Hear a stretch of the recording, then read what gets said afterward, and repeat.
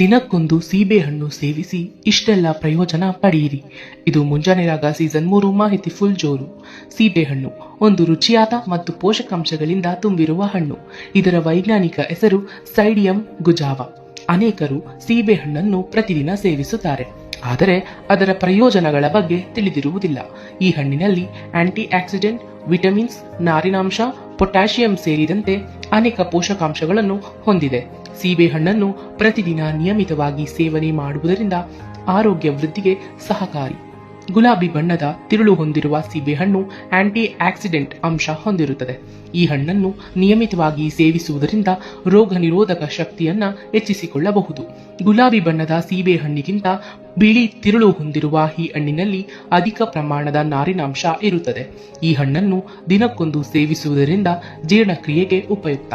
ಈ ಹಣ್ಣು potassium, fibre ಅಂಶವನ್ನ ಒಳಗೊಂಡಿದೆ.